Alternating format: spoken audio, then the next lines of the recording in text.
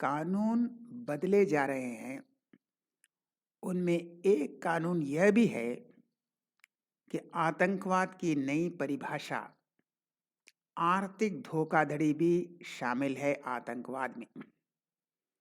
भारतीय न्याय संहिता जो है, जो IPC, CrPC, Indian Evidence Act, hmm, तो यह भारतीय साक्ष्य बिल, तो ये जो नया कानून है, इसमें आतंकवाद का जो अ, परिभाषा है, आतंकवाद का जो एक्सप्लेनेशन है और विस्तार किया गया है, इसका एरिया और बढ़ा दिया गया है।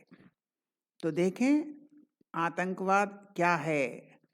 अगर आप डेलारू कंपनी को पैसा देकर नकली नोट छपवाते हैं तो वह भी आतंकवाद है। चल रहा है case, Arvind Mayaram financial secretary, लेकिन वह तो एक कठपुतली था।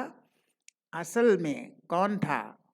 कौन ये मोहब्बत की दुकान चला रहा था? कौन इनके मालिक थे? किसने इसे कहा कि डेलारू कंपनी को ज़्यादा फायदा पहुंचाना है, और कौन नकली नोट छपवा रहा था? खैर, ये तो बात की बात है, लेकिन यह भी आतंकवाद माना जाएगा। तो आतंकवाद की नई परिभाषा, केंद्र सरकार द्वारा पेश किए गए नए दंड संहिता विधेयक, भारतीय न्याय संहिता के नए संस्करण में आतंकवाद के अर्थ का व्यापक कवरेज है, पहले से ज़्यादा व्यापक कवरेज है। यह सिर्फ बम मारना या उड़ा देना या गोली मारना या एटम बम मारना नहीं है।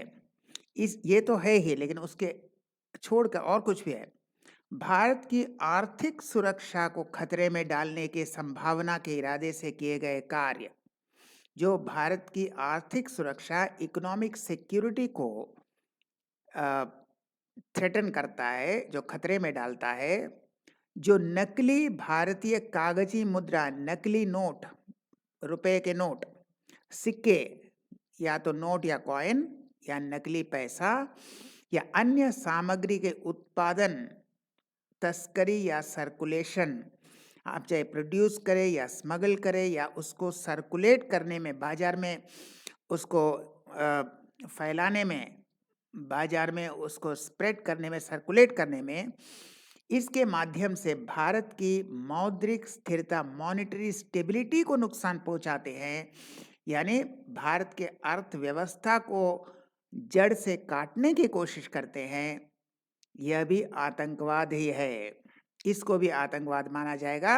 अगर कोई नकली नोट या नकली कॉइन या इस तरह के कुछ चीज़ें, नकली स्टैम्प पेपर भी हो सकता है, इसको छापता है या इसकी तस्करी करता है या इसको बाजार में सर्कुलेट करता है, तो यह भी आतंकवाद। और इसको छोड़ के पहले वाला तो है ही, देश की एकता, अखंडता, संप्रभुता, सुरक्षा को खतरा पहुंचाने वाला या खतरे में पड़ने की संभावना वाले कार्य या लोगों के मन में आतंक पैदा करने वाले कार्य भी अपराध हैं, अंतर्गत आते हैं। यह भी आतंकवाद माना जाएगा।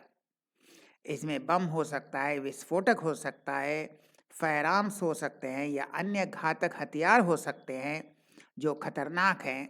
तो किसी भी पदार्थ से आप इंसानों की मौत होती या संपत्ति को नुकसान पहुंचाता है, तो यह देश को एकता और अखंडता को चैलेंज करता है, यह भी आतंकवाद है। लेकिन नकली रुपए प्रिंट करना, नकली रुपए स्मगल करना और नकली रुपए बाजार में सर्कुलेट करना और भारत की आर्थिक स्थिरता को खतरे में डालना, यह भी आतंकवाद है।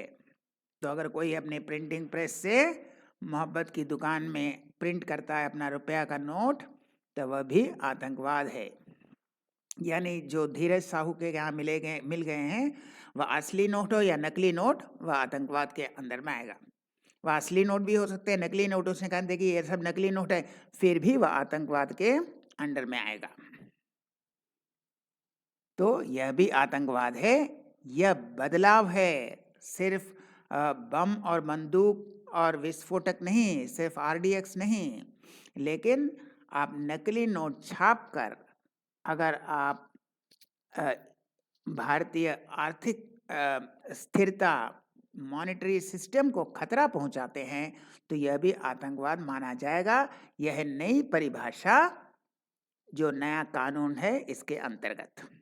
तो इस तरह के और बदलाव आएंगे। आतंकवाद का जो व्यापक समावेश है, जो उसका मीनिंग है और व्यापक हो जाएगा। तो हम फिर मिलेंगे ऐसा और वीडियो के साथ। तब तक के लिए नमस्कार।